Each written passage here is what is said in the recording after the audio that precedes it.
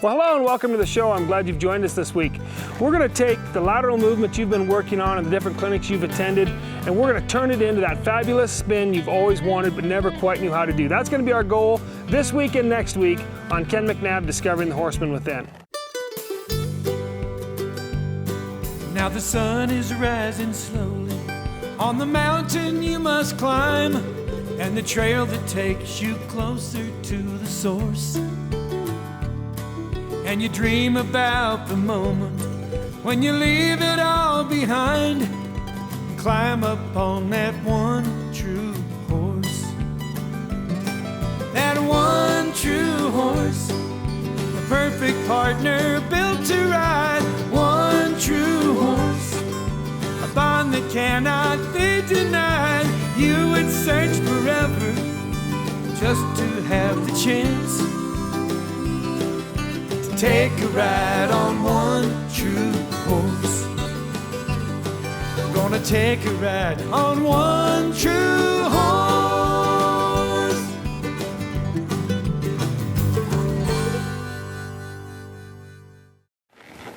One of the things that I get asked frequently is, what do I do with all these lateral movement exercises that I learn at the clinic? What do I do with the different exercises that I learned off the videos and off the RFD TV shows? What can I build with them? What are they worth? What are they for? That's some of what we want to talk about. The other thing people ask is, how do I get my horse to just really spin really nice and really soft and fluid?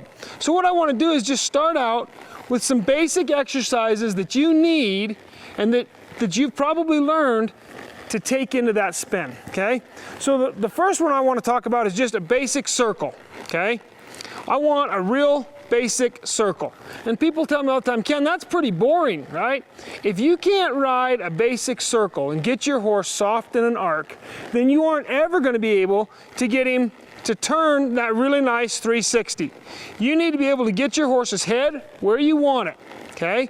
Now you see where this horse's head is right now? It's nice and soft, it's down, it's below the level of his withers. I will never ask him to carry his head that low while I'm working cattle outside in a pasture. But when I'm in here wanting to work on this exercise, that's one of the things I'm going to work on, is getting this horse's head really nice and soft and seeing the circle in front of me and riding my body position appropriately, okay? If I'm sloppy in the saddle, my horse is going to be sloppy on the ground. You watch what happens when I start dropping the shoulder. I start leaning into this. Look at the way my horse's circle's falling apart. He's trying to fade to the outside. His hindquarters are now making one set of tracks. His inside front leg is making another track. His outside front leg's making a third track. All right. Just because I drop my shoulder, okay? Same thing if I slump this way. If I start slumping this way, he starts diving in. So I want you to get this really pretty circle. Now for me, I want to ride my horse finished, okay? So what does that mean? Well, what that means is I really want to ride down the road one-handed on a nice, soft, easy rein. So to do that, I'm going to start with my hands close together. I want to imagine that my hands are cuffed together with a pair of handcuffs, okay? And I'm just going to work on this circle. And I want to keep my inside shoulder up and my chin up so that I stay square. And if my horse starts to fade to the outside, I just take my outside rein and my outside leg and I check him and bring him right back, okay? And I put him back on that line.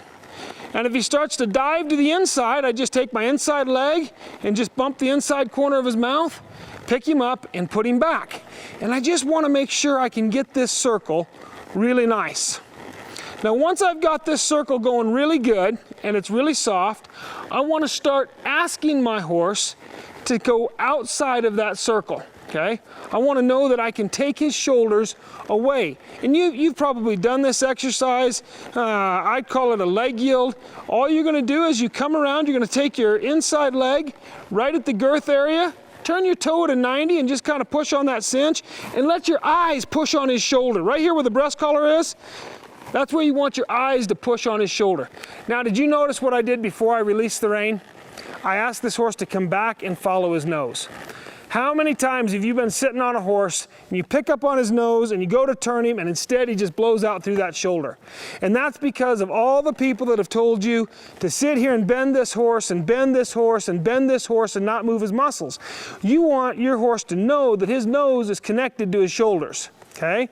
So when I ask my horse to soften, I always move a major muscle group. So right here I've got him soft. Before I release that rein, I'm going to move his hindquarters, okay? So that he knows some part of his body is actually connected to that bit, okay? So when I go back here and I'm working on this lateral movement through his shoulders, I just want to put my leg in here and get that couple of steps, and I use my eyes, which shifts my seat bone right into his back, and move that shoulder over right there. And I just stare right here, and then I sit up straight, release my outside supporting rein, and come back and follow his nose. Remember, what I do on one side, I've got to do on the other. So I'm going to come back here, soften this horse's nose, make my circle to the right, and make darn sure that I have that control. And then I'm going to lift that rein and let my eyes push that shoulder over right there. Come back and just follow his nose, okay? Always let his body follow his nose. That's just where my horse gets that ultimate release, is following his nose back through there, okay? When I know that I've got that pretty soft, then I want to go back and I want to take that real basic exercise we worked on our unbroke horse, you know, disengaging his hindquarters. Okay, you remember we used to pick up on this colt, and it's one of those things that I tell people, it's a great thing to know and it's a great thing to use on a young horse or when you're really out of control, but it's not something you need every single day. But you do need that control over his hindquarters. So now you come back, and what I'm going to do is I'm just going to stop the front end and let my leg and my hip just kind of move his hindquarters around right there, and I'm going to walk out of there, okay? Why is that important if I'm working on a 360?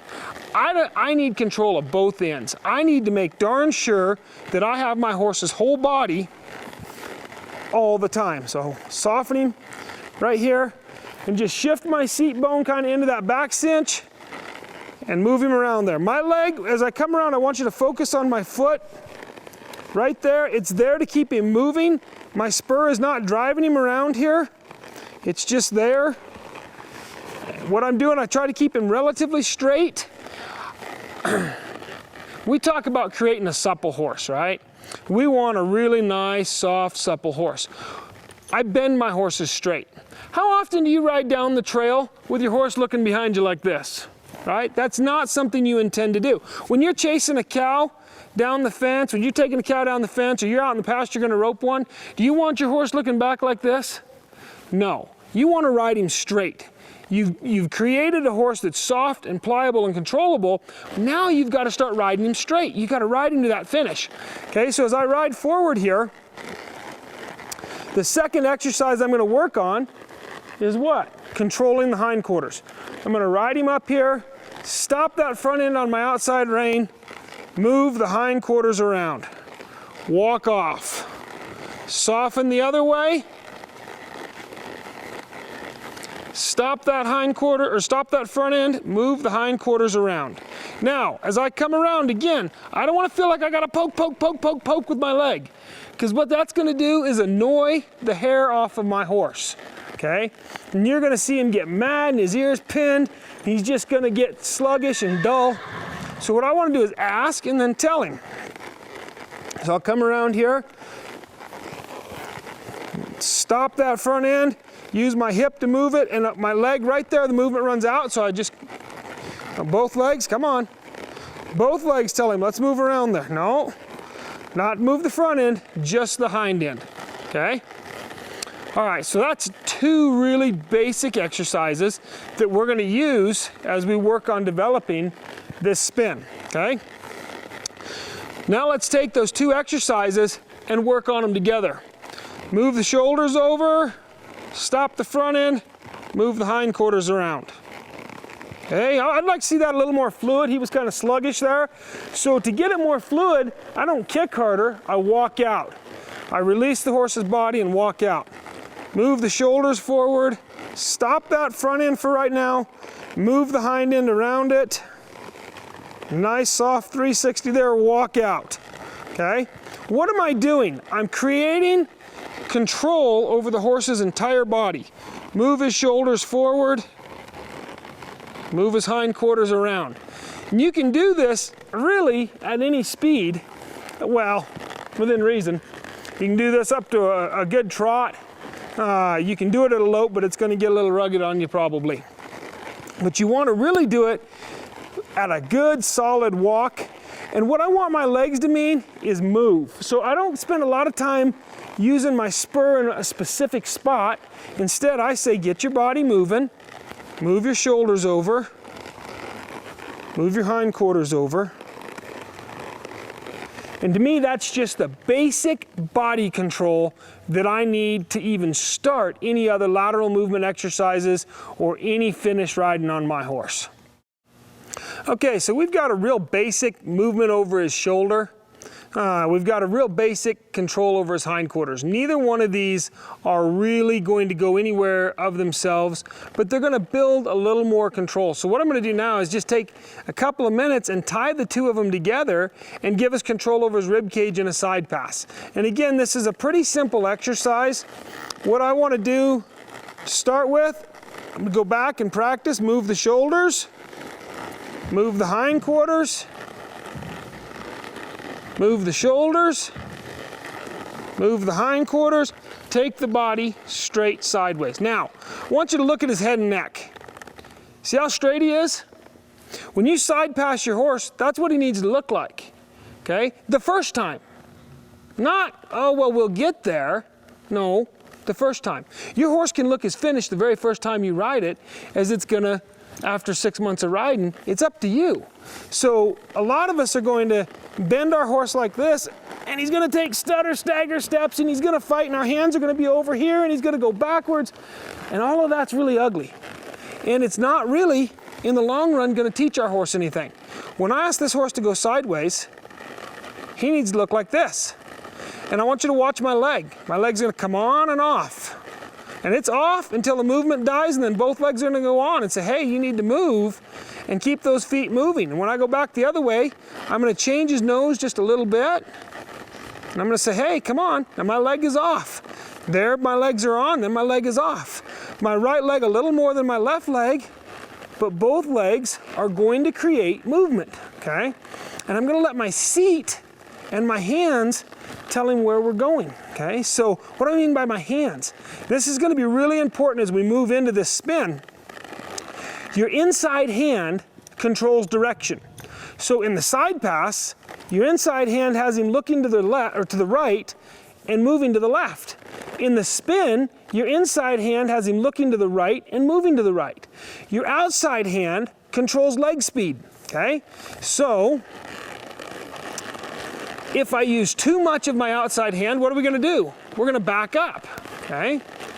If I don't use enough of my outside hand, what are we going to do? We're going to walk forward and we're going to get overbent.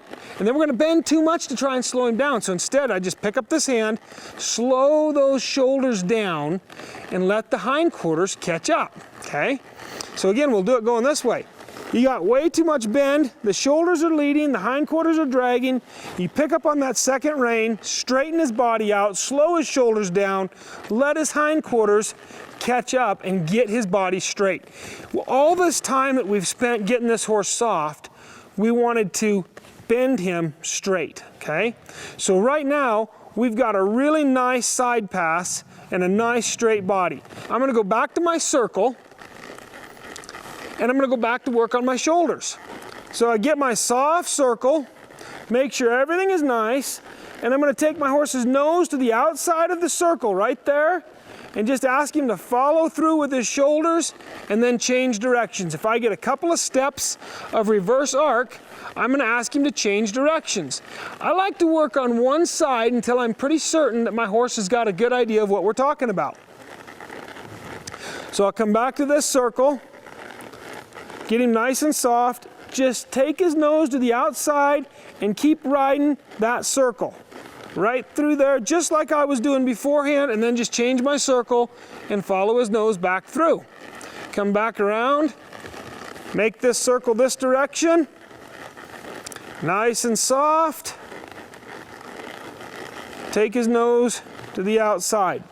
Okay, and I just make this really nice reverse arc circle, using the dominant rein to move those shoulders over and have those shoulders step around and make a nice circle. My inside hand, what's it doing? This hand inside the circle, controlling leg speed. Slowing that down or speeding it up, it's a supporting rein. Then I come back this way. As I make the circle this way, I get that nice soft arc and just shift him right to the outside.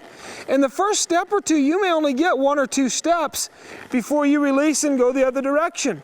Don't ask for half a circle. Remember, your horses are like your kids. They will live up to your expectations as long as your expectations are reasonable.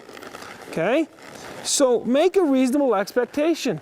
Come around here, soften that nose. Everything's looking good.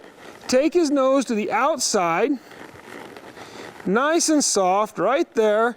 He's coming around really good. Now my hand didn't go over here. You notice that? Keep your hand up here. Your right hand belongs on the right side of the saddle horn. Your left hand belongs on the left side of the saddle horn, and you aren't trying to destroy your neck rein by pulling here and jamming on his shoulders, okay? You're just floating this horse around in a really nice soft dance, and then what I like to do is I like to elongate this exercise. And I like to start saying, all right, we're gonna change directions in a figure 8 without moving my hands. So I'm gonna come over here and I'm gonna ride this circle right here, keeping this horse nice and soft, push him up there, get that shoulder over, he's leaning on me, push that shoulder, don't drag him, don't sit over here and drag him. Sit up right here and move him around. Get that shoulder soft, he's kind of, there we go, get him back there, get him where I want him. Now as he comes around, shift and change directions, but don't move his nose. He's now riding off my seat. This horse is listening to my seat and determining where I want him to go. Change directions right here. Get that nose soft right there. Keep him soft, keep him soft, keep him soft. Drive him forward with both legs. Change with my seat and go the other way. As I come this way, just gonna tip his nose to the outside, make a reverse arc circle this direction. Come around here, take him over here and make this circle. Nice and soft, just keeping his head right where I want it. You notice I'm not having to use a martingale, I'm not having to use a tie down. I'm just riding this horse soft in my hands because we've done the work prior to get here to get the bend and the softness and the flexibility in this horse. And I'm not asking him to exaggerate things that are uncomfortable for him. I'm keeping him straight and asking those shoulders just to move where I want him to go. And as I do that, it just makes it real easy for him to come along here. And you can do this exercise kind of at any speed. You can do it at a lope if you want to and counter bend him and counterlope him. It's really good at a trot to just come through here and really get those shoulders soft, really get him moving, get him reaching over here, change directions off my seat. Now that I've changed directions, take his nose to the outside, get him soft. See when his nose is stuck up there? So I stay with it until I get his nose where I want it. When he starts to get soft, bring him back over here. Make that directional transition. What am I doing here? I'm getting specific control over both shoulders. Okay? So what I want to be able to do is stop this shoulder from going too far forward and from leaving us. Okay? I want to be able to ride up here and say to this rein, move this shoulder. Nope, move it here. No, maybe move it here. No, move it here, okay? I want to be able to talk with this rein and say, move this shoulder here. Oh wait, bring it back here, okay? Nope, bring it over here. So what I've done is I've just taken these 2 simple exercises and added them together, made a really nice side pass, came back and created a reverse arc circle so that I've got control over my horse's whole body. These are, to me, very, very simple exercises that are easy to do and that I know all of you have learned. So this is the foundation. Making a spin is like making a cake. It takes several ingredients. So next week we're going to move into the rest of those ingredients and finish up with getting a really nice 360 over a pivot and getting some fluid movement to it. So let's review what we did. First of all, we got a soft circle, just a really nice circle. Secondly, we taught our horses to take their shoulders off the circle. Okay? Just remember, we're not dragging them with our body, we're floating them over there and letting them come out from underneath of us. Thirdly, we took the disengagement of the hindquarters that we taught our horse back in the first ride, and we built on it and elongated it and developed a really nice collected turn on the forehand with our horse relatively straight but soft. Okay? We then took those two exercises and turned them into several other things.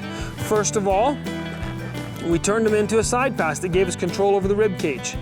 Then we took them and turned them into a reverse arc circle, which then allowed us to teach the horse to ride off of our seat. That's kind of a recap on what we've done. I hope you've enjoyed it. We certainly enjoy bringing it to you, and until next time, may God bless the trails you ride. For more information about Ken McNabb Clinics, appearances, and products, visit kenmcnabb.com. One true horse, the perfect partner built to ride. One true horse, a bond that cannot be denied. You would search forever just to have the chance to take a ride on one true horse. Gonna take a ride on one